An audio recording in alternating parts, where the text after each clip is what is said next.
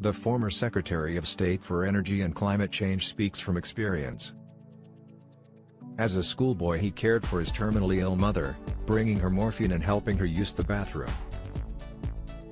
Today he is the proud dad of John, a 13-year-old with a brain condition which means he struggles to talk and needs help to walk. When Surad sat at the cabinet table he had an army of civil servants at his command. But when he and his amazing wife, Emily, get John up in the morning and put him to bed at night they, like fellow carers across the nation, are motivated by love and rely on their own strength. He believes many carers who have struggled through the long months of lockdown with reduced services and extra responsibilities such as homeschooling now feel utterly crushed and need a break. Surad, who was elected leader of the Liberal Democrats last August, wants his party to be known as the voice of carers. He warns of a crisis in care and is pushing for funding so exhausted people can get help before they reach breaking point.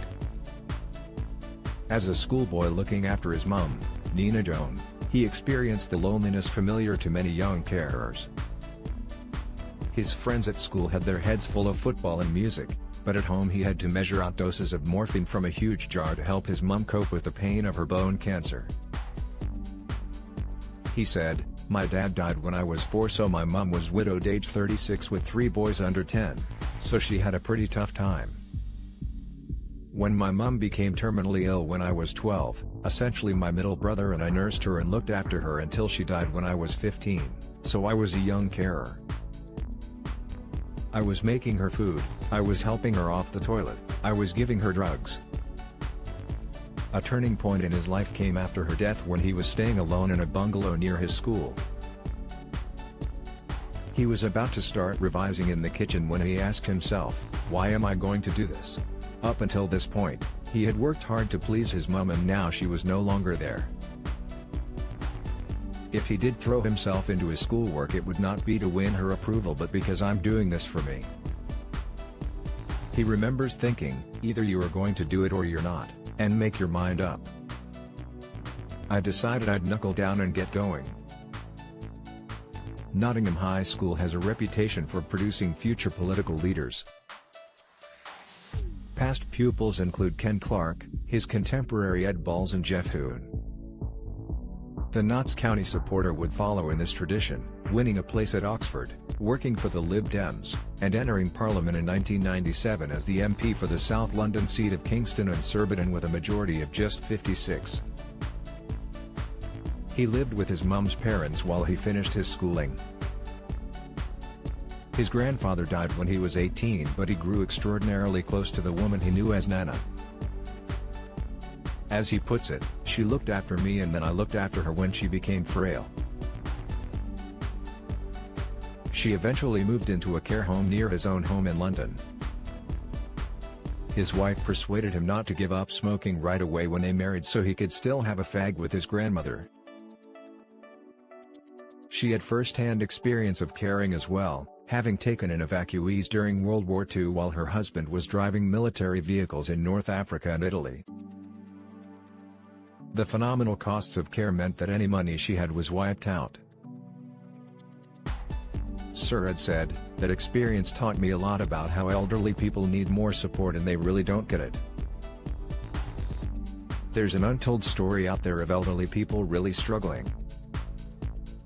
Loss of savings can mean people who had hoped to help children and grandchildren onto the property ladder are left without cash." Surad said, "I know lots of people for whom it's a tragedy. Britain is a proud nation of property owners and, the government is, undermining that for the younger generation because they are not supporting and sorting out social care." He sees the needs of carers as one of the biggest challenges facing the world today, alongside climate change, the rise of China and the technological revolution in artificial intelligence.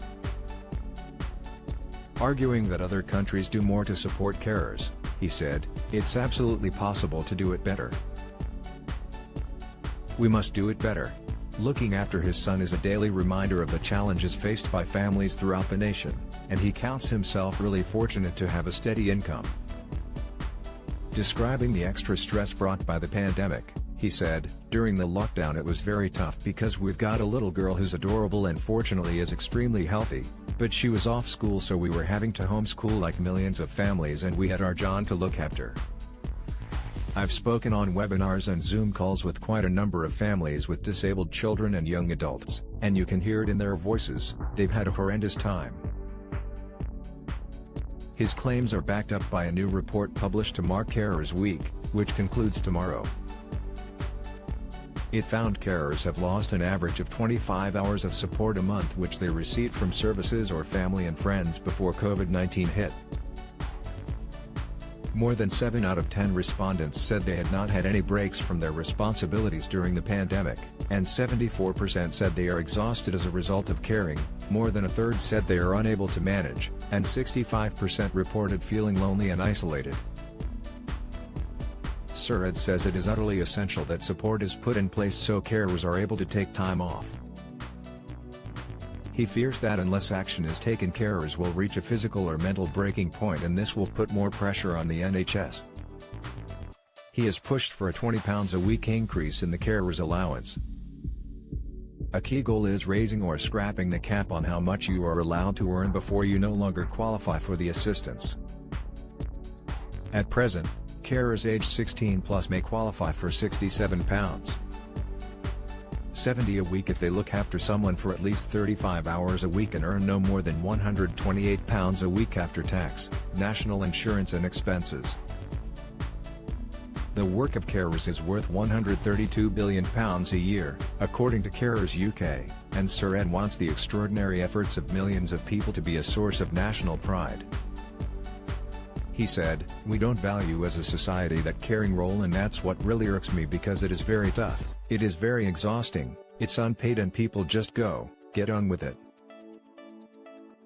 Securing carers the support they deserve is more than a political mission for Surratt. This is a personal fight rooted in the experiences of a lifetime and he is not about to give up.